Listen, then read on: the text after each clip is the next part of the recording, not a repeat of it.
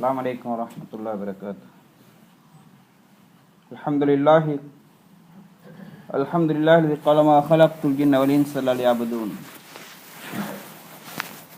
والصلاة والسلام على رسوله قال الله عنه وما أرسلناك إلا رحمة للعالمين وعلى آله وأصحابه أجمعين أما بعد. وقد قال الله تعالى في القرآن الكريم بعد أعوذ بالله من الشيطان الرجيم بسم الله الرحمن الرحيم كلا بل تكذبون بالدين وإن عليكم لحافظين كراما كاتبين يعلمون ما تفعلون. وقال أيضا ما يلفظ من قول إلا لديه رقيب عتيد. وقال النبي صلى الله عليه وسلم من يضمن لي ما بين لحييه وما بين فخذيه أضمن له الجنة أو كما قال عليه الصلاة والسلام.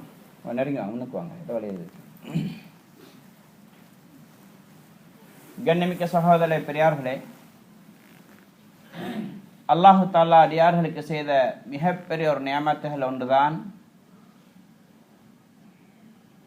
பேசக்கூடிய நாவ் அல்லாஹ் கொடுத்திருக்கின்றான்.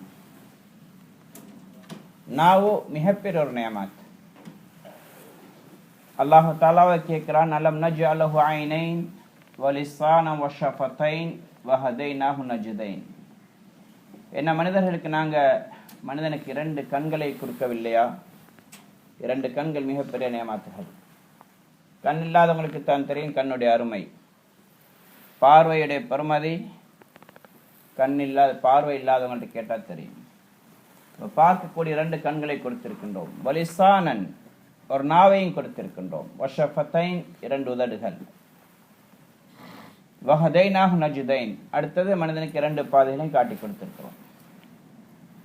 இந்த கண், இந்த நாவு, இதே மாதிரி ஏனைய உறுப்புக்கள், இந்த நியமத்துகள் பாக்கியங்கள் அல்லாஹ் தஆலா கொடுத்துட்டு மனிதனுக்கு 2 பாதைகளை கொடுத்து காட்டிருக்கின்றான்.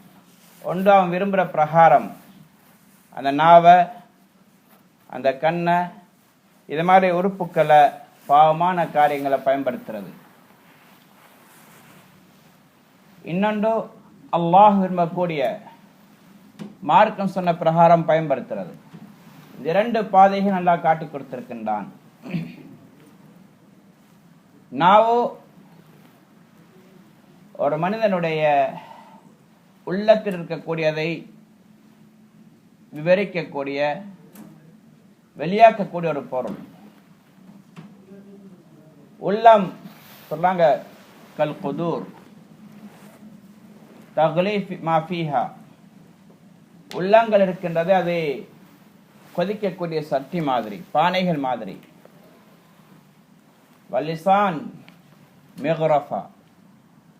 நாவு இருக்கின்றதே, அது கரண்டி அல்லது அகப்பை. உள்ளத்தில் என்ன இருக்குதோ அதை வெளியெடுத்து தரக்கூடியது, அள்ளித் தரக்கூடியது. என்ன இருக்கோ அது வரும். பானையில் சோறு இருந்தா அகப்ப சோத்தை தான் எடுத்து தரும். பானையில் சாம்பார் அல்லது கறி இருந்தா அகப்ப கறியைத்தான் வெளியே தரும். பானையில் இனிப்பு பண்டம் இருந்தால் ஹல்வா அகப்பை அல்லது அந்த கரண்டி இனிப்பு பண்டத்தை வெளியே தரும். உப்பான பண்டம் இருந்தால் உப்பைத்தான் வெளியே தரும். அப்போ உள்ளத்தில் என்ன இருக்குதோ அதைத்தான் நாவு பிரதிபலிக்கின்றது. நபி ஸல்லல்லாஹு அலைஹி வஸல்லம் சொன்னாங்க, லா யஸ்தகீமு ஈமானுல் அப்த் ஹத்தா யஸ்தகீம கல்புஹு வலா யஸ்தகீமு கல்புஹு ஹத்தா யஸ்தகீம லிசானுஹு. ஒரு அடியானுடைய ஈமான் சீராகிறது என்று சொன்னால் அவனுடைய உள்ளம் சீராகாத வரைக்கும், உள்ளம் நேராகாத வரைக்கும், சீராகாத வரைக்கும் அவனுடைய ஈமான் சீராகாதுன்னு சொன்னாங்க. வலா யஸ்தகீமு கல்புஹு ஹத்தா யஸ்தகீம லிசானுஹு. உள்ளம் சீராக என்று சொன்னால் நாவு சீராக வேண்டும் என்று சொன்னார்கள். அப்படின்னா நாவு சீராகாத வரைக்கும் உள்ளம் சீராகாது. அப்ப நாவுடைய திருத்தத்தை அல்லாஹ் உள்ளத்துல வைத்திருக்கிறான், உள்ளத்துடைய திருத்தத்தை நாவுல வைத்திருக்கின்றான். ஒன்றோடு ஒன்று சம்பந்தப்பட்டிருக்கு. ஈமான் இதன் மூலமாக சீராகும். அப்ப நாவு என்பது ஈமான அடையக்கூடிய, மனிதனுக்கு நலவை படித்து கொடுக்கக்கூடிய, குர்ஆன் ஓதுறதுக்கு, இதுக்கு செய்யறதுக்கு, இது மாதிரி நல்ல காரியங்களுக்கு பயன்படுத்தக்கூடிய ஒரு கருவியாகவும் இருக்கும். அதே நேரத்தில் நாவு மனிதனை அதிகமாக நரகத்தில் தள்ளக்கூடிய ஒரு பாகம் இருக்கும்.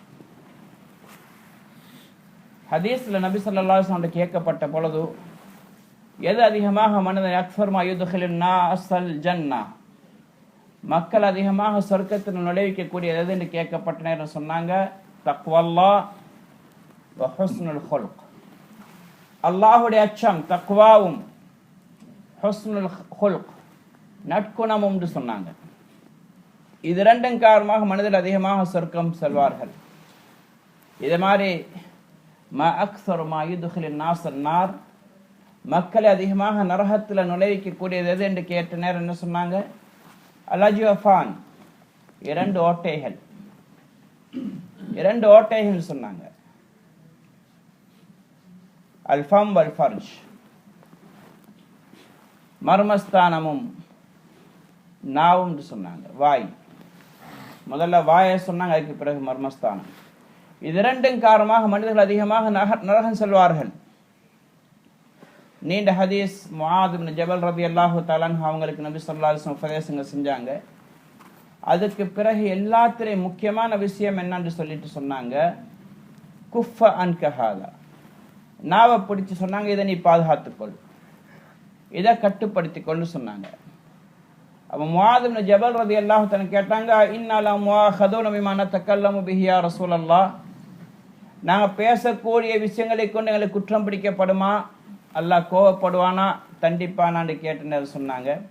ஃபகிலத்க உம்முக யா முஆத், முஆத் உங்களுடைய தாய் உங்களை இழக்கட்டும் அப்படின்டா ஒரு இறக்கத்துக்காக வேண்டி கவலையோட சொன்னாங்க. முஆத், நான் உங்களோட பெரிய அறிவாளி நினைச்சு கொண்டிருந்தேனே, இந்த விஷயம் கூட உங்களுக்கு விளங்கலையா? வஹல் யகுபு الناس على وجوههم او قال على مناخرهم الا حصائد السنتهم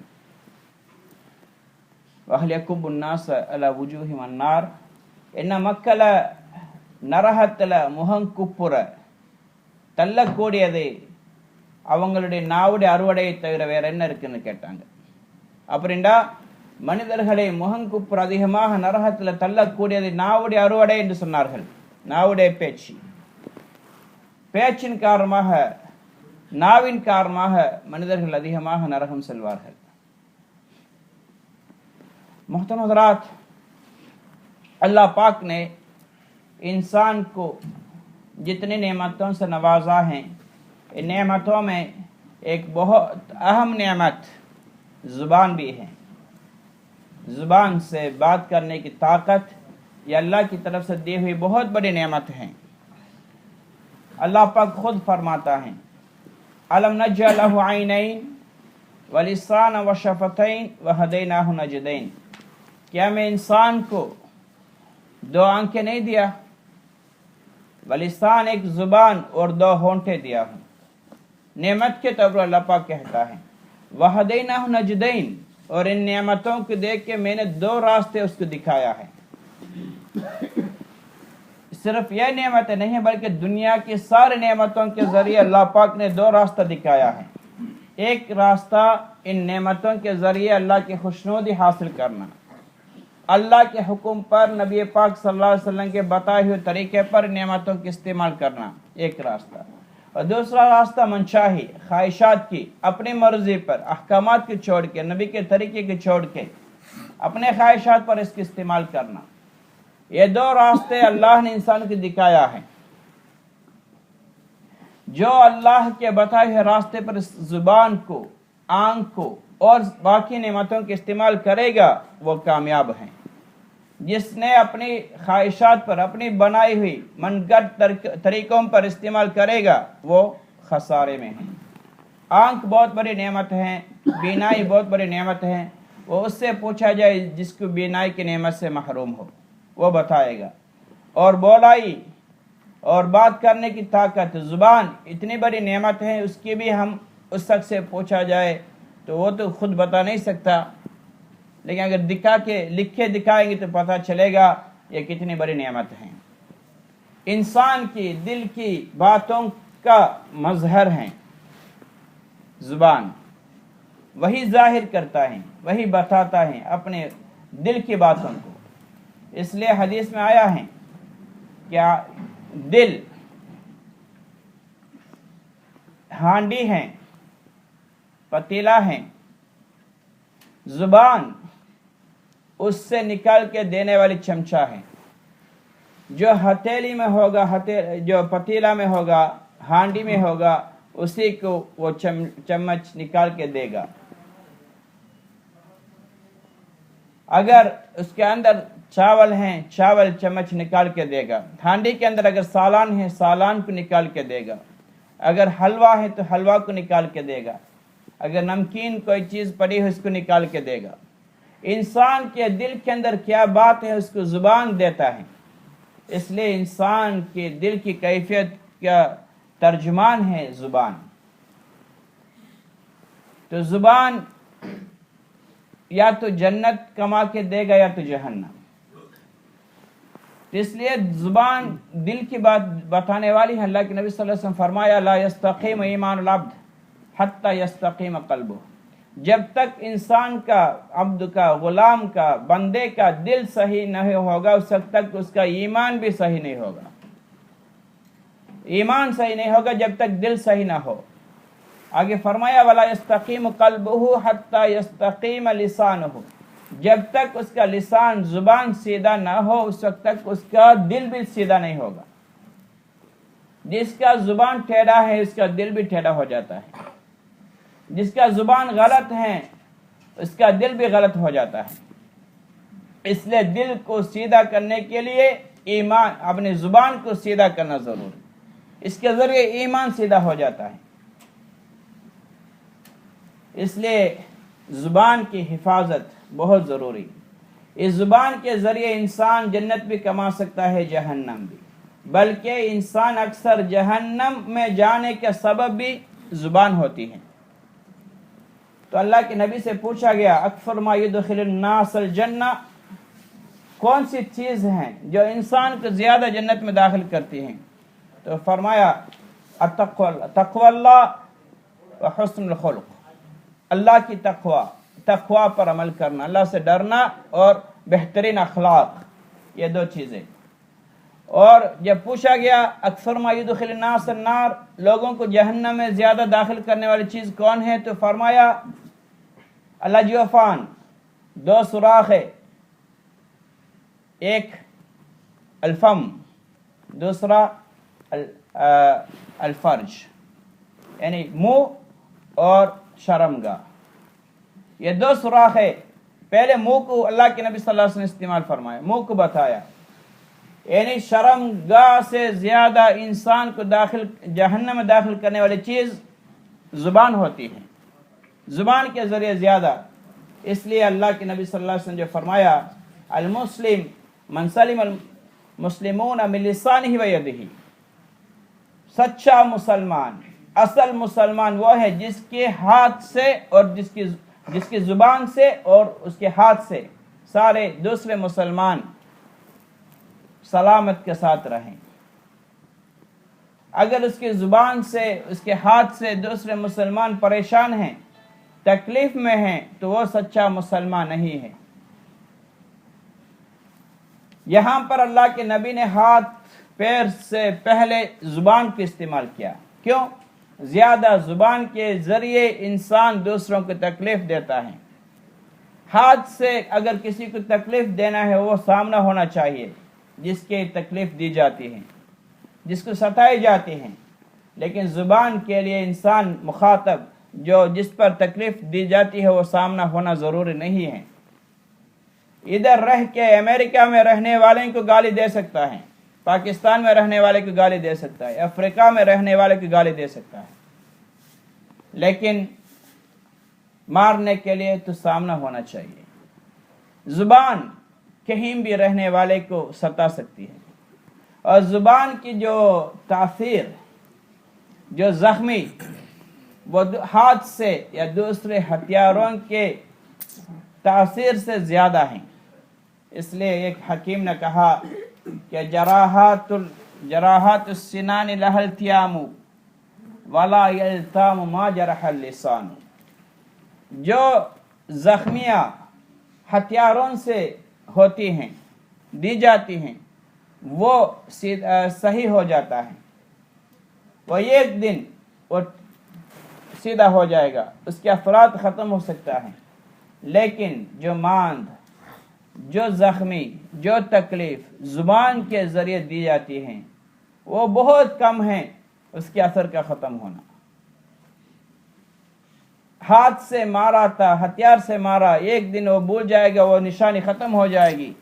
लेकिन दिल के अंदर जो तासीर करती है जुबान की तकलीफ, गाली, वो हमेशा रहती है। कितना भी अरसा गुजर जाए, कहता मुझे फलां ने ऐसी गाली दिया है, मेरे बारे में ऐसा बात किया है।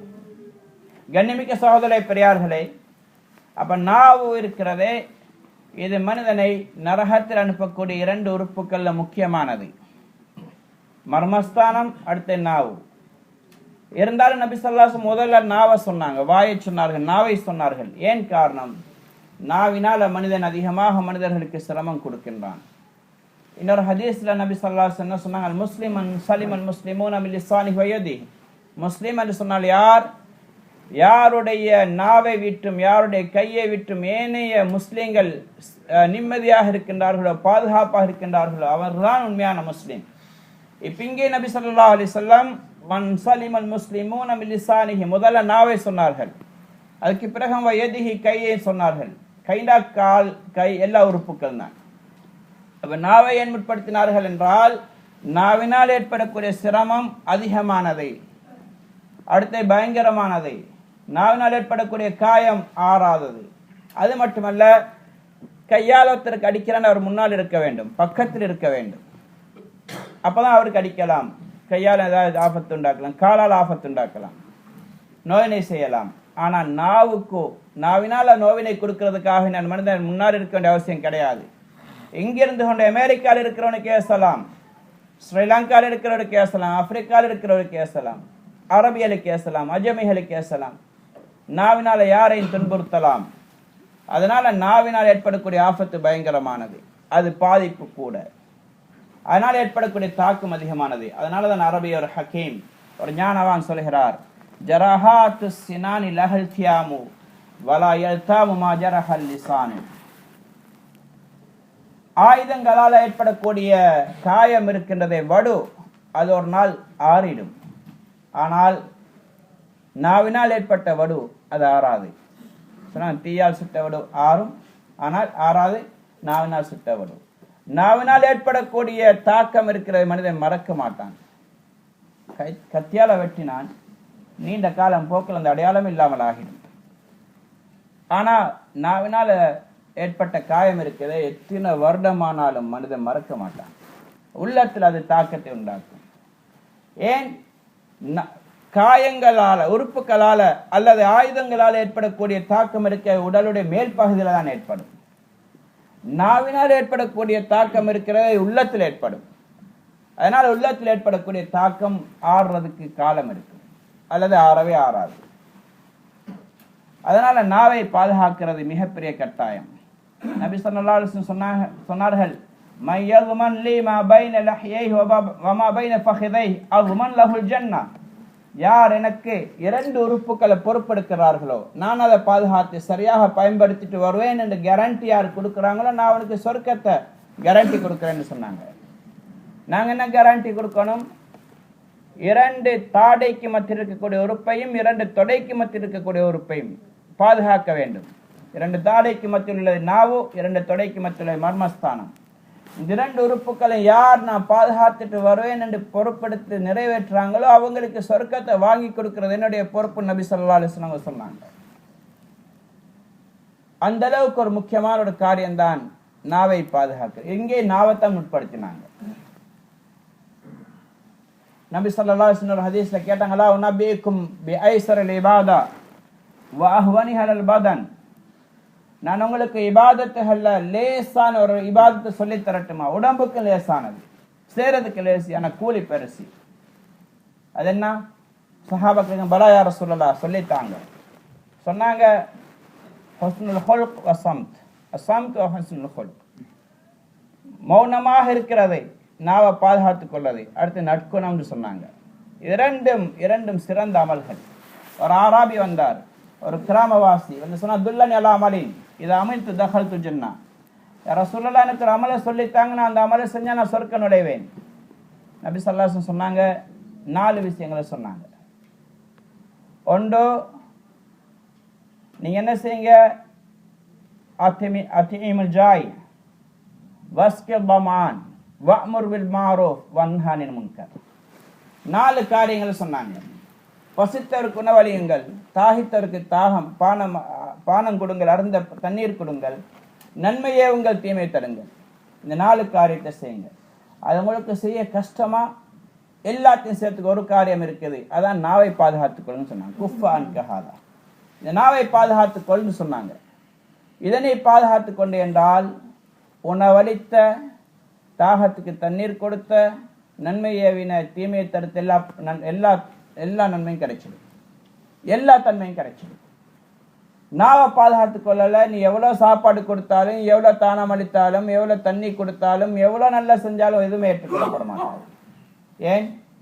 அதிகமாக மக்களை நரகத்தில் முகம் குப்புற தள்ள போறது இந்த நாவுடைய தாக்கம்தான். 4 ஹுக்கமாக்கள், ஞானவான்கள் உட்கார்ந்தாங்க, அவங்களுக்குள்ள பேசிக்கொண்டாங்க. ஒருத்தர் சொன்னாரே, லா அந்தமு அது நதீம் து அலாமா குல்த் வலா அந்தம் அலாமாலம் அக்குல். முதலாம் அவர் சொன்னாரு, நான் எந்த விஷயத்தை பேசினேனோ அதுக்குத்தான் நான் கைசெல்லப்பட்டிருக்கிறேன், எதை நான் பேசலையோ அதுக்காக நான் கைசெல்லப்பட்டதே கிடையாது. அப்படின்டா பேசினது தான் பிரச்சனை வருது, பேசாததுக்கு எந்த பிரச்சனையுமே இல்லை. மனிதன் சொன்ன வார்த்தைக்கான தான் பிரச்சனையே வருது.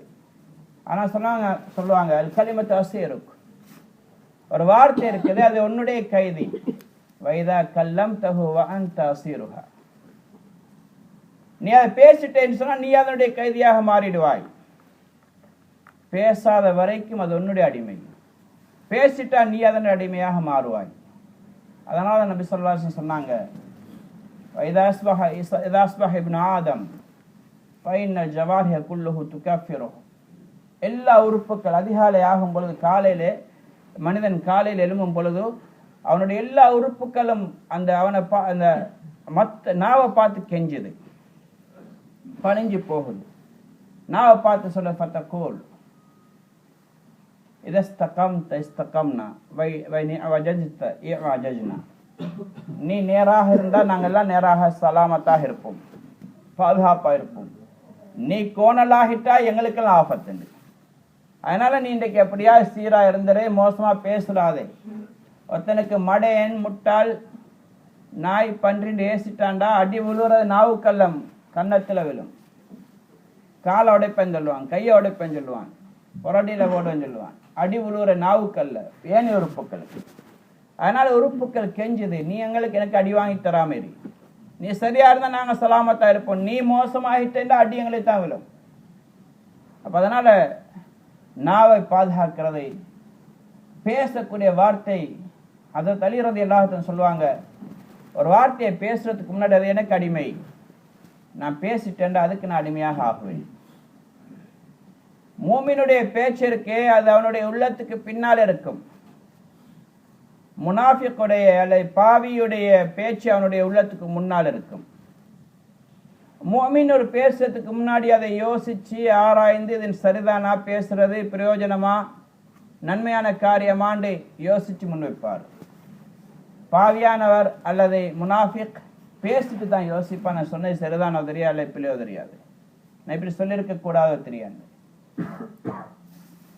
அப்ப அது சொல்லாரு, நான் பேசுறதுக்கு முன்னாடி பேசாம ஒரு நாள் கை செய்தப்பட்டது இல்லை, பேசினதுக்காக நிறைய கை செய்தப்பட்டிருக்கிறேன்.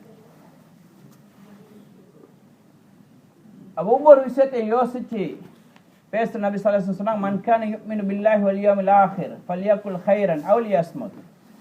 யாரை அல்லாஹை கொண்டு மறுமை நாளை கொண்டு ஈமான் கொண்டிருக்கின்றார்களோ அவர்கள் பேசினால் நலவை பேசட்டும், இல்லாட்டி மௌனமாக இருக்கட்டும் என்று சொன்னாங்க. அப்படின்னா அல்லாஹ் இருக்கிறான், மறுமை நாள் ஒன்று இருக்கு, அல்லாஹ் என்னை எழுப்புவான் விசாரிப்பான் என்ற நம்பிக்கை இருக்கா? நாவை கண்ட்ரோல் பண்ணுங்கன்னு சொன்னாங்க. इसलिए मोहतरम हज़रात, ज़ुबान की हिफाजत बहुत ज़रूरी है. जैसे ज़ुबान के ज़रिए ज़िक्र और तिलावत वगैरह से नेकी कमा सकते हैं, ऐसा इस ज़ुबान इंसान को ज़्यादा जहन्नम में फेंकने वाली है. इसलिए इसको ज़्यादा हिफाजत करने की ज़रूरत है. हर बात इंसान सोच के कहे, उसका नफ़ा सामने रख के बात करे. 4 हुक्मा आपस में बैठे थे, उनमें से एक ने कहा कि माँ नदीमतु अला मा लम अक़ुल, मैंने कभी उस बात पे नदामत नहीं की जिस बात को मैंने किया नहीं है, यानी जो बात नहीं किया उस पर मैंने कभी नदामत नहीं हुई. वलाकिन नदमतु अला कसीर अला मा क़ुल्तु, बहुत से ऐसी चीज़ों पर मुझे नदामत हुई है, अफसोस हुई है जिस बात को मैंने किया हो. इसलिए बात करने से पहले सोचना ये मोमिन की अलामत है. बात करने से पहले सोचे. मोमिन का कलाम उसके दिमाग, उसके कल्ब के पीछे होता है, और फासिक और मुनाफिक का कलाम, उसकी बात कलाम उसके दिल से पहले होता है, कल्ब के सामने होता है. यानी मोमिन बात करेगा सोच समझ के, अंजाम सोच के बात करेगा. इस पे अल्लाह की खुशनुदी है या नहीं, अल्लाह पाक राजी होगा या नाराज. लोगों का राजी होना नाराज होना बात नहीं है, बल्कि अल्लाह की रजा इसमें है या नहीं वो देखेगा. और मुनाफिक और जो बेवकूफ़ लोग बात करके फिर देखेंगे, अयो ऐसी बात है मैंने क्यों किया हूँ, इससे क्या होगा मुझे, बाद में सोचेगा, बाद में डरेगा, इससे फ़ायदा नहीं. इसलिए हर बात अल-कलाम असीरुक, अल-कलाम असीरुक, हर बात तेरा गुलाम है, तेरा कैदी है. वैदा कल्लमतहु अंत असीरुहा, जब आप बात कर लेते फिर आप उसका कैदी बन जाते हो. जब बात जुबान से निकल जाती है फिर उस पे इंसान उसका कैदी हो जाता है.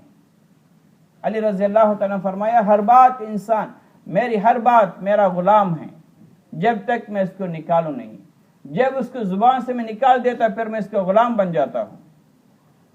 इसलिए हर सुबह अल्लाह के नबी सल्लल्लाहु अलैहि वसल्लम फरमाया, सारे आज़ा जुबान से खुशू और खुजू के साथ, तो कफ़िरुल लिसान, अपने आप को आजिज़ी के साथ उससे पूछती है, कहती हैं, इन इस्तक़मत इस्तक़मना, इत्तक़िल्लाह फ़ीना, अल्लाह के खातिर हमारे बारे में आप डरो, अल्लाह से डरो, अल्लाह के खातिर. और अगर आप सीधा होंगे तो हम सब सीधे होंगे, आप सही है तो हम सलामती के साथ रहेंगे. वैनी वजजना, अगर आप टेढ़ा होंगे तो हम सब टेढ़ा हो जाएंगे. हर आज़ा कहते हैं, अगर ज़ुबान से किसी को गाली देता है, बेवकूफ़ कहें या पागल कहे या कुत्ता कहे, मार पड़ेगी ज़ुबान पे नहीं बल्कि उसके खोपड़ी पे, उसके हाथ तोड़ेगा, पैर तोड़ेगा. कहने वाली ज़ुबान है लेकिन मार जिस्म के दूसरे आज़ा खाएंगे. इसलिए हर आज़ा उससे आजिज़ी के साथ उससे मांगती हैं, मन्नतें करती हैं, मन्नत समाजित करती हैं, हमें बचाओ, आप सही होंगे तो हम सही हैं. इसलिए ज़ुबान की हिफाजत बहुत ज़रूरी है. ये लंबी बात है, तो उलमा ने लंबी तफसील से फहरिस्त लिखा है जो आफ़ातुल लिसान के नाम पे. ज़ुबान के आफ़ात, गुनाह कबीरा बहुत हैं, उनमें से ज़्यादा गुनाह कबीरा ज़ुबान से सादिर होता है. अक्सर गुनाह कबीरा इंसान समझता है ज़िना करना, सूद का खाना, या जानवर, मुर्दा जानवर का या हराम जानवर का खाना, चोरी करना, लूट मार, इससे कुछ चीज़ों को अपने सामने रखा हो, नमाज छोड़ना, ज़कात अदा नहीं करना, ये सारे गुनाह कबीरा हैं. لیکن اس کے ساتھ ساتھ اور روزمرہ انسان جس سے اجتناب نہیں کرتا، زنا سے تو بچ جاتا ہے، شراب سے تو بچتا ہے، چوری سے بچتا ہے، سود سے بچتا ہے، لیکن ایسے بہت سے گناہ کبیرہ انسان کرتا ہے جس کو معمولی سمجھ کے روزمرہ زبان سے ہوتی ہیں، غیبت، جھوٹ، اپنی بڑائی بیان کرنا اور لوگوں کو ذلیل کر کے، لوگوں کو کمتر بنا کے لوگوں کے سامنے پیش کرنا، بہتان، قذف المحسنات، جو عورت پاک دامن ان کے بارے میں ادھر ادھر اس کے بارے میں غلط باتیں سنانا، ایسے تو عام طور پر بہت سے گناہ زبان سے ہوتی ہیں، روزمرہ ہوتی رہتی ہیں، انسان کا توجہ اس کی طرف نہیں ہوتا۔ انشاءاللہ موقع ہو تو آگے بیان کی جائے گی۔ اللہ پاک مجھے بھی آپ کو بھی سمجھ کے اس سے بچنے کی توفیق عطا فرمائے۔ یعنی சகோதரர்களே, நீண்ட தலையங்கம் இது. நாவுடைய ஆபத்துக்கள் என்றதை தனி ஒரு பாடம். அதில் உலமாக்கள் நீண்ட ஒரு பட்டியலை கொண்டிருக்கிறாங்க. இன்றைக்கு மனிதர்கள் பெரும் பாவம் என்று கருதுறது விபச்சாரம் செய்கிறது, களவெடுக்கிறது, கொள்ளையடிக்கிறது, வட்டி சாப்பிட்றது, இது மாதிரி பாவங்கள், இதுவும் பெரிய பாவம் தான். ஆனால் இதைவிட பெரும் பாவங்கள் நாவினால நிகழுது. அதை மனிதன் கணக்கெடுக்கிறான் இல்லை. விபச்சாரத்திட்டு பாதுகாத்துக் கொள்றான், களவான்றது இல்லை, கொள்ளையடிக்கிறது இல்லை, தொழுகையில பேணுதல், ஜகாத், ஹஜ் எல்லாம் சரியா செய்கிறாரு. ஆனால் நாவுடைய விஷயத்துல பெரும் பாவத்தை அன்றாடம் செஞ்சு கொண்டிருக்கிறார். இது மனிதன் கணக்கெடுக்கிறான் இல்லை, அது பாவம்னு கூட நினைக்கிறான் இல்லை. அது மிக பெரும் பாவங்கள் நாவால நடக்குது. அதுல புறம் பேசுறது, பொய் சொல்றது, ஷிர்க் கூட நாவினால் ஏற்படுது. இதே மாதிரி அல்லாஹுடைய விஷயத்துல மார்க்கத்துல தேவையில்லாம இல்ம் இல்லாம பேசுறது, இதே மாதிரி இட்டு கட்டுறது, அவதூறு சொல்றது, இதே மாதிரி நிறைய பெரும் பாவங்கள் நாவால நடக்குது. இது விபச்சாரத்தை விட, கொள்ளை விட, கொலை விட குறைஞ்சதல்ல. சிலது அதை விட பயங்கரமானது. இன்ஷா அல்லாஹ் இந்த சந்தர்ப்பம் கிடைச்ச மாதிரி விஷயம் ஞாபகப்படுத்தப்படும். அல்லாஹ் எனக்கும் உங்களுக்கும் இதை விளங்கி நம்மளுடைய நாவுகளை பாதுகாத்து பயந்து அதை சரியான முறையில் பயன்படுத்தக்கூடிய பாக்கியத்தை நசீபாக்குவானாக. வாஹர் தவான் அல்ஹம்துலில்லாஹி ரப்பில் ஆலமீன்.